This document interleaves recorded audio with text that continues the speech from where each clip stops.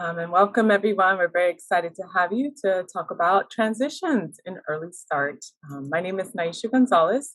I will be your host along with Stephen Browning and also one of your presenters, along with Rosalba Ortega, who is also an Early Start Program Manager, and Sonia Soriano, who is our Early Start Quality Assurance Specialist. So today with our presentation in general, we're going to tell you about the Early Start program, which you're already in, and importantly, the transition process that's coming up. We'll give you many opportunities to ask questions. If you have questions, please put it in the chat box at any time. And all of this is to help you make an informed decision about your little one's future and your family in deciding your little one's future. So without further ado, I'm going to turn it over to Rosalba Ortega, who's going to talk to you about the Early Start program. Thank you for joining us. So I am Rosalba Ortega, and we're going to start off. I'm going to jump right in. So we're going to start off with Early Start and the Individual with Disabilities Education Act, which we refer to as IDEA. It's the law that makes available a free and appropriate education for children with disabilities. It ensures that special education and also related services are available to those children. And IDEA, it governs how the state public agencies how we're able to provide early intervention services, special education services to toddlers, children, infants, and youth with disability. Our Early Start program, it's California's intervention service under Part C of IDEA. And what the program seeks to promote, it's for to enhance a coordinated, family-focused service system for infants and toddlers. So our program goes from birth to 3 years of age. And the way that you do qualify for a program is if your child has a developmental delay, a disability, or an established risk. And Early Start, it's designed to provide a system of referrals and assessments throughout your stay in Early Start. The results in individualized services. It supports your infant and toddler and also your family within your community. So a lot of the services will take place either in your home, in the community, or at this time we're also providing telehealth services due to COVID. It's also designed to be family focused, so always keeping the families informed about the services for your child. You'll receive copies of their progress reports or any assessments that are completed. And also we support families and include them as collaborative decision makers. So your service coordinator will always keep you informed of the services, what's recommended, and you can also voice your concerns and let them know what you would like for us to work with your child. What are early intervention services? So what the services, they're designed to meet the needs of each child, each infant or toddler, and the needs of the family. The services are provided in the natural environment. So typically they would be provided in the home, out in the community, in a clinic setting, or right now because of COVID, also via telehealth. Early intervention services include transition to appropriate services at 3 years of age. And that could be transition into our children's department here at Westside if your child is found to have an eligible diagnosis after the age of 3, or to the school district at the age of 3. Early Start services, they can include assistive technology devices, audiology services. Our main services that typically are provided in Early Start, you'll see them bolded throughout, such as occupational therapy, speech services, physical therapy, service coordination, of course, and special instruction, which could be a center-based program or an infant STEM program in your home. And you can also refer to our booklet that we have available for you online. Or you can also request that from your Early Start service coordinator. It'll provide you the services and supports that are offered from birth to 3 years of age. And you can find it at westsidrc.org. So how do we deliver services? They can be delivered in the home, in a center-based program, in a clinic or agency program, in your child care program as well, or other natural settings such as the park or a local community area that you have available.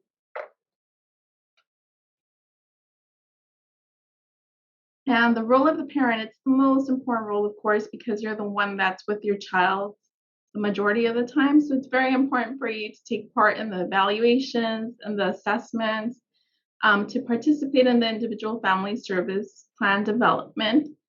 And also, parents and guardians, it's important for you to maintain that open communication with your service coordinator. If you have concerns, please voice those concerns to your service coordinator so that way we can assist you with obtaining a service that maybe your child may need. And the role of the parent, it's also essential that parents or guardians participate in therapy session, just because that therapy session it could be 1 to 2 times per week for one clinical hour, which is typically a 45-minute session. So if you take part in that session, of course, you can also continue to work with your child on an ongoing basis. And also, families are encouraged to always explore and exhaust their insurance, medical health benefits for services such as occupational therapy, physical therapy, and speech therapy. And the Individualized Family Service Plan, it's basically our contract between the regional center and the families. It's going to address your family's concerns and priorities, so please make sure to voice those to your service coordinators. So that's written in the IFSP. We also like to hear about your child's strengths. What are they able to do? What are their likes? And you can participate in the process by providing information such as medical records, or if you have any other assessments, outside assessments, please share those with your service coordinator as well.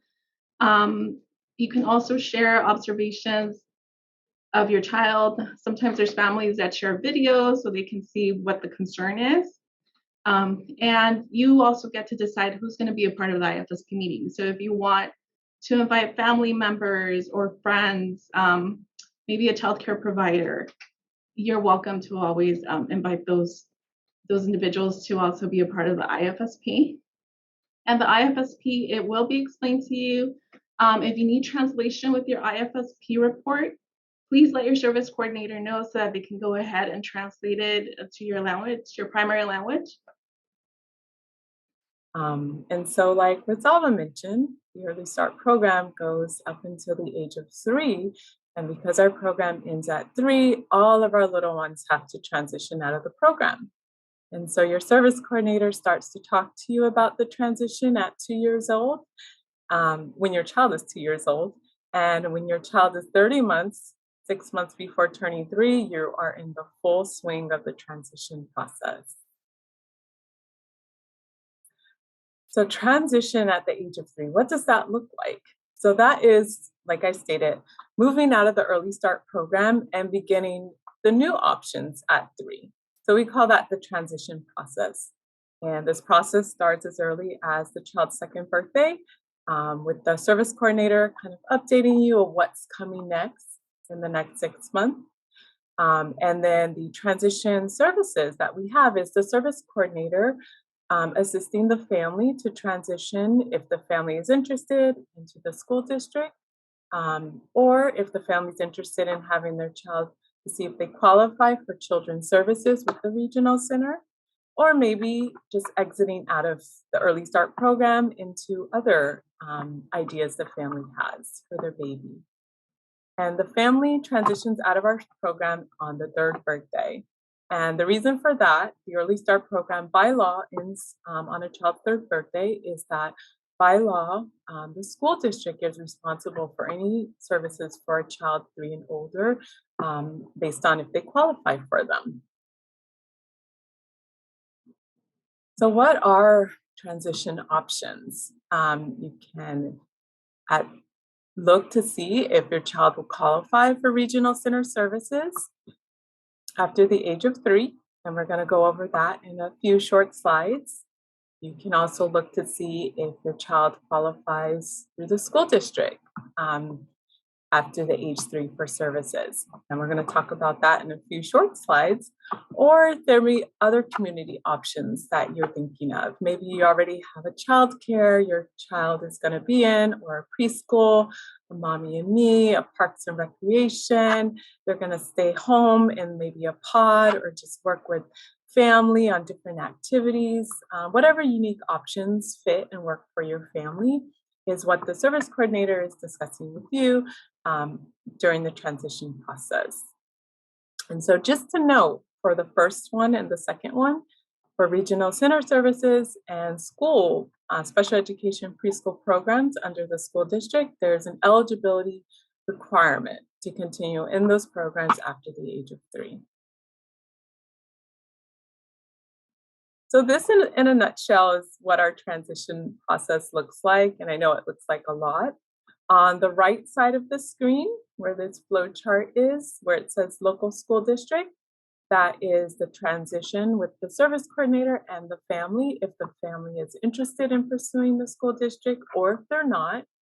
And then on the other side of the screen is the regional center transition process that starts with the developmental assessment and then ends with eligibility determination if the family is also interested.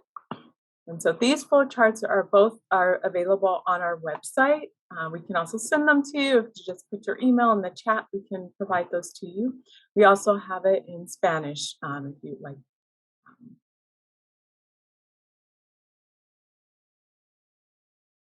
Okay, so first we're going to talk about school district. And so that's special education.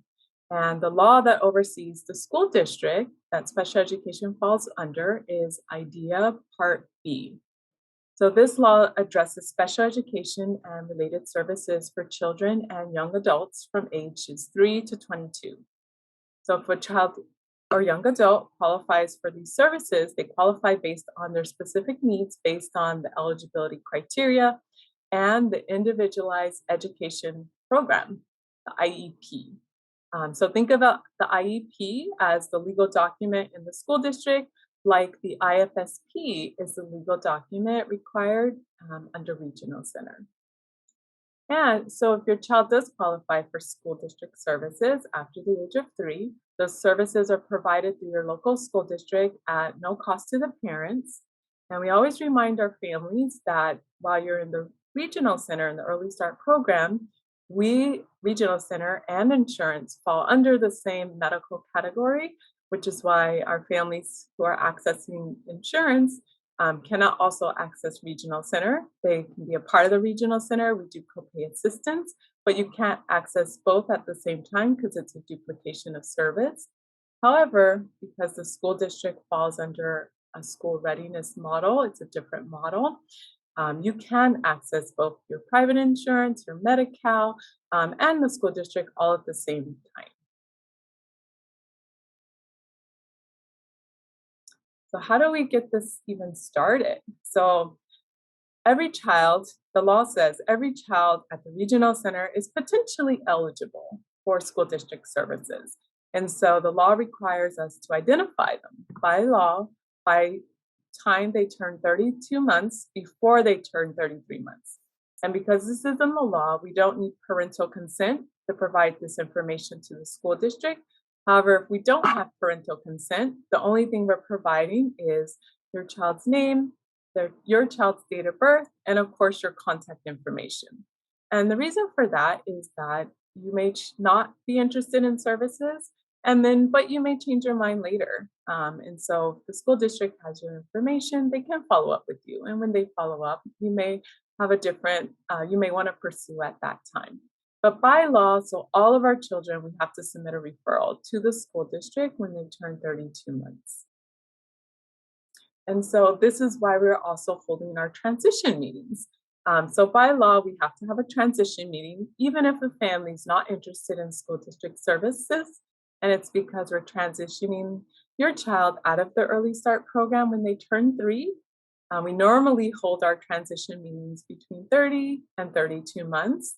And most of our transition meetings take place at 32 months if the school district, if the family is interested in having the school district present.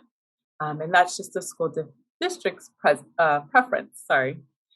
Um, and so if you are interested in school district services and you have your transition meeting with the school district will send you an assessment plan. That plan outlines what assessments they're going to be doing. And when you get that plan, so once the school district receives the regional center referral, they have 15 days to get that plan to you. And when you get that plan and sign it and return it to the district then has 60 days to complete their assessments and the individual education plan, the IEP plan. And one important thing to note, we note for all our families is as you're going through the assessment process and the IEP, you can always ask your child's current therapist to write a current note on how they're doing to provide to the district if they don't have a recent progress report. And you always can invite anyone you want to the IEP meeting, such as your service coordinator, another therapist, an advocate, whoever you want to be at the meeting that will help you to be comfortable and advocate for your little one.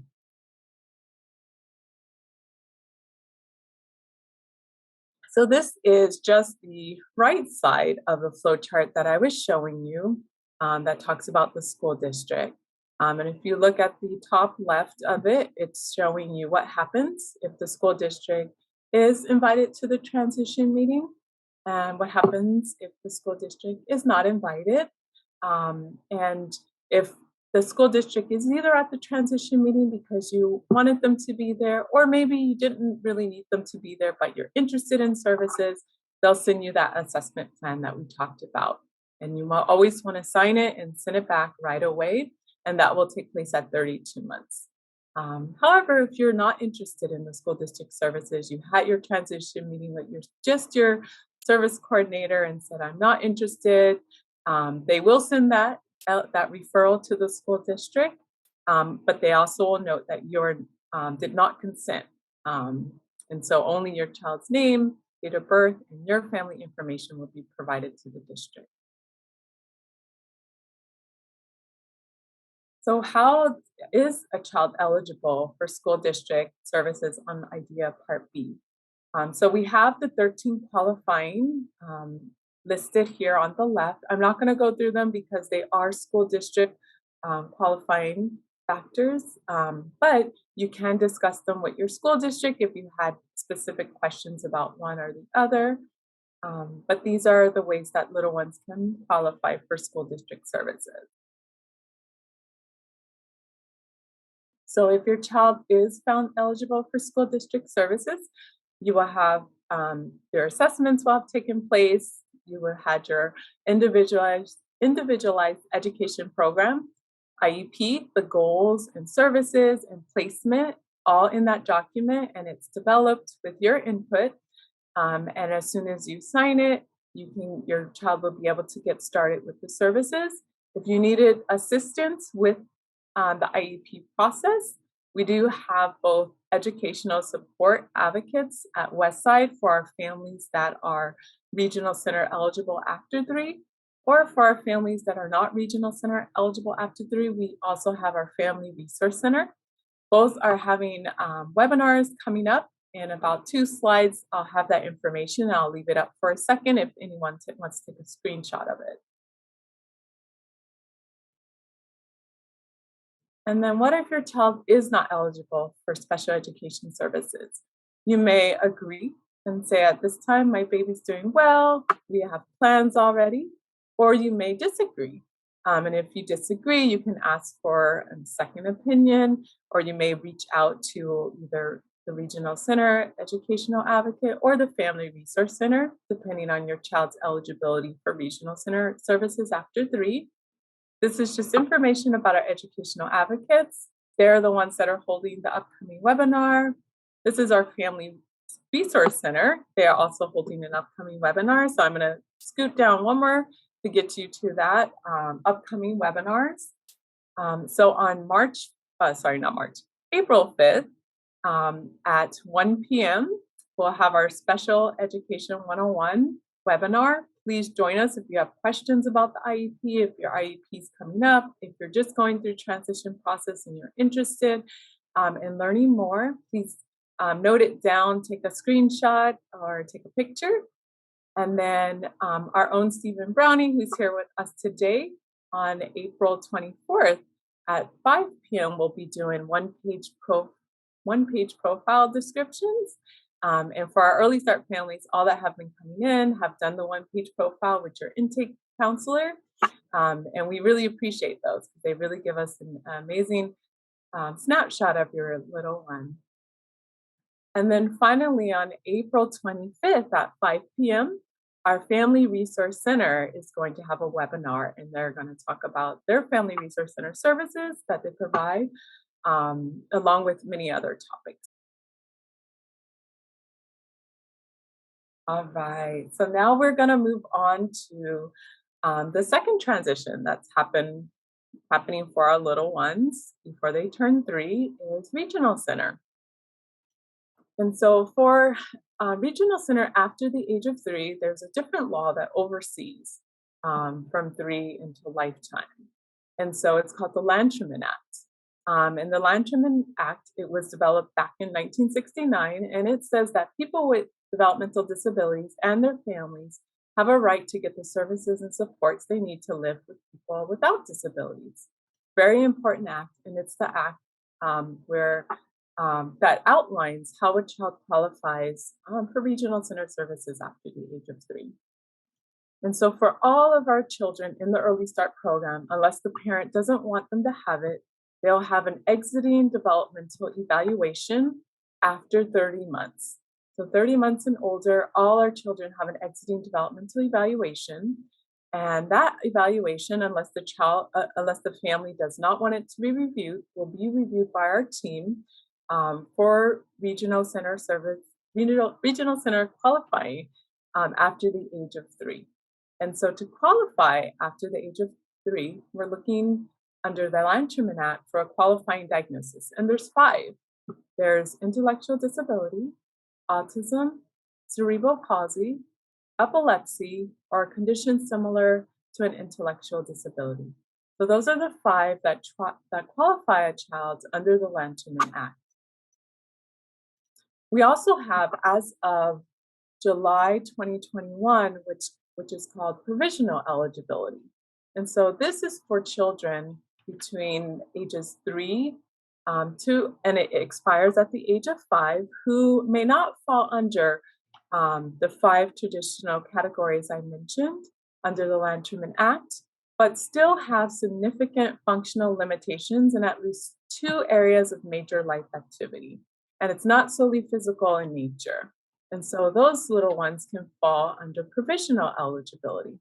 So under provisional eligibility, it expires when a child turns 5, which means 90 days before they turn 3, they have to be reassessed to determine if they have a Lanterman qualifying diagnosis. So one of the 5 developmental disabilities I just mentioned, and I also have it there under the 3rd point. And if a child doesn't meet Lanterman eligibility, they're exited out at 5. And so that is very new. And so provisional eligibility is very new to Regional Center just since July 2021. But it is another way that a child can qualify. And so when our early start children are being reviewed with their 30 months or older developmental evaluation, they're looking under both Lanterman Act traditional eligibility and also provisional eligibility to make sure that we don't miss any of our little ones that may need us for just a little bit longer. So this is just the left side of that flow chart, just kind of showing you what is happening when that developmental evaluation takes place, if it does, or if the parent doesn't choose to. Sometimes after the child has the developmental evaluation, if you go down through the to the left side, they may have a second evaluation, a psychological evaluation before that determination is made, or that determination may be made based on the developmental evaluation they have. And if a child doesn't qualify, then their case will close at 3.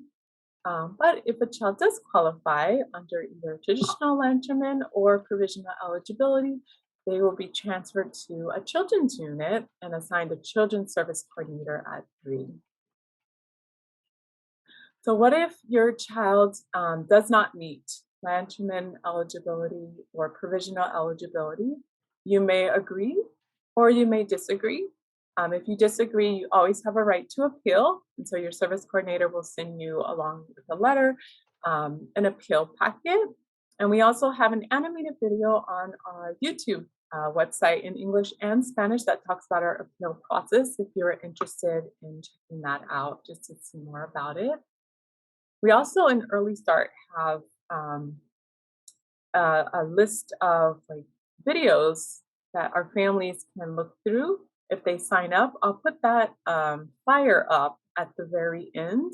But in that videos, you can choose, based on how old your child is or what information you're interested in learning more about in the Early Start program. We have little videos that you can watch too. And what if your child is found eligible? So your child will, their IFSP, their Individualized Family Service Plan, the legal document that allowed us to provide services in the Early Start program, that will close when they turn 3, and they'll be transferred to our children's unit. So they'll get a brand new service coordinator who handles children's cases, and that service coordinator will also meet with you to do what's called an IPP, or the individual program plan, which is now the legal document 3 and older that needs to be in place for any services for your child. We also have on our website our list of supports and services. If you just go to age 3 to 10, you can see a full snapshot of them there.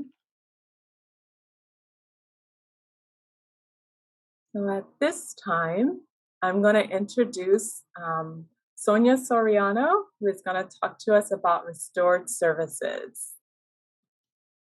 Hi, good afternoon, everybody. I am actually the QA specialist for Children's Services, and this is a new kind of area that we're starting to develop resources in, and we're calling them restored services because at one point we used to fund them, and then in 2009 we no longer were able to fund them, but we're so happy that funding and our legislation basically now allows for funding to be restored for camps, for social recreational activities, for things like gymnastics, swimming, and we'll go over that a little bit.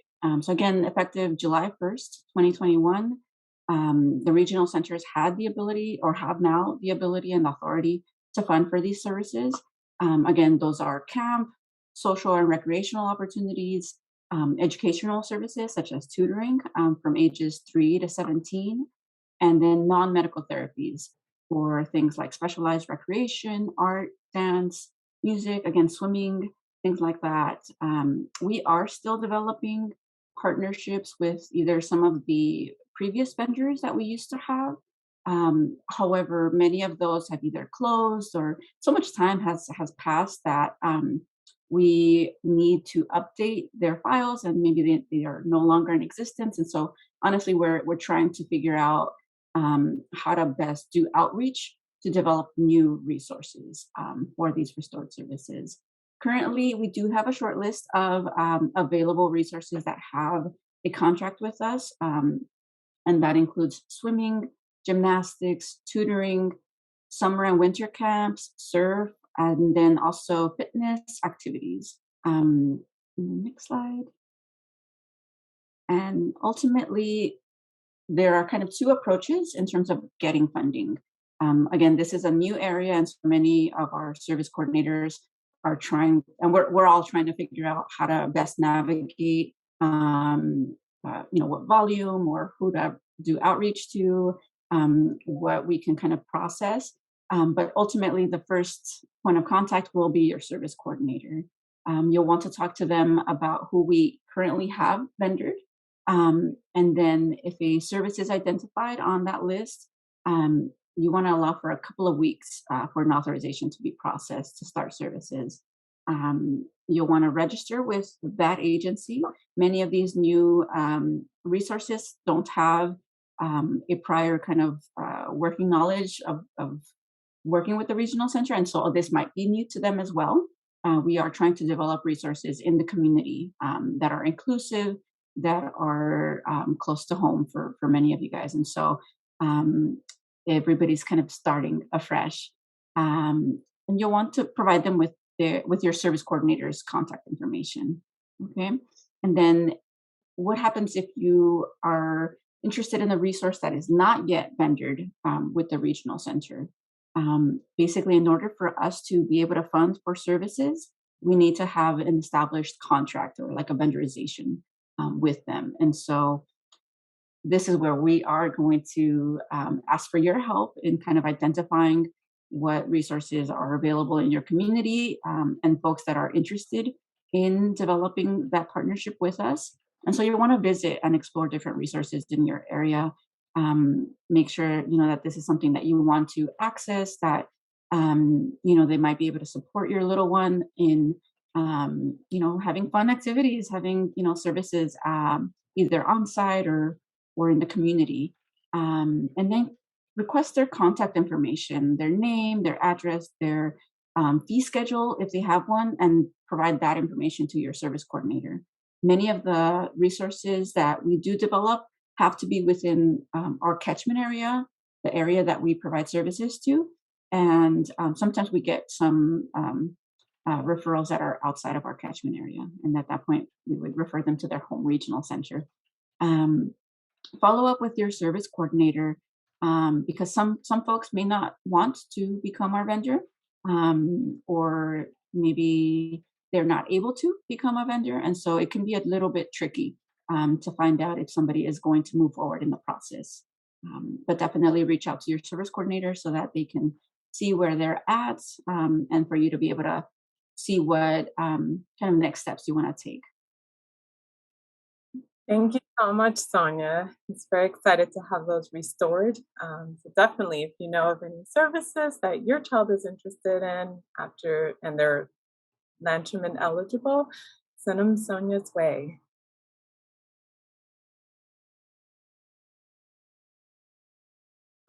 Thank you. So now we just have a few other websites we wanted to share with you all, and we wanted to share you our website, westsiderc.org. So check us out there. We also have all our social media there, so you can follow us and keep in the know of what's happening. We have our Family Resource and Empowerment Center website up here, along with with DDS, the Department of Developmental Services that oversees Early Start program in California, along with Lanterman. And then the laws that we talked about, IDEA Part C and B. So the C oversees Early Start, Part B oversees the school district. We have two publications below.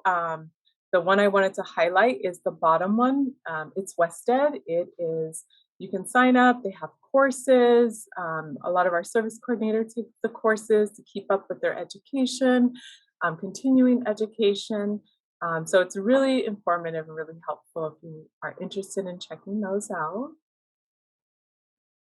And then, of course, here's my contact information and Rosalba's contact information.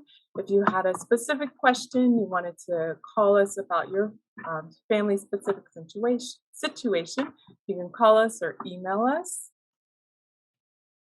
So you probably did get this when your child became eligible for the Early Start program, but just wanted to highlight it's our online Early Start training course. It has different modules you can access on it. So if you were just interested in learning more about transition, you could just do our transition modules. Many of our service coordinators have also gone through it, so they also are familiar with it. Here's the link here. It's a little bit tiny, so I'm going to try and drop it in the chat in case you're interested. I highly encourage you, if you are interested in a specific part of the Early Start program or going through all the modules, you can kind of pick and choose what you're interested in. And then again, thank you for attending. Thank you so much for taking your time. We really appreciate it. We know it's valuable and probably short in supply. So thank you so much.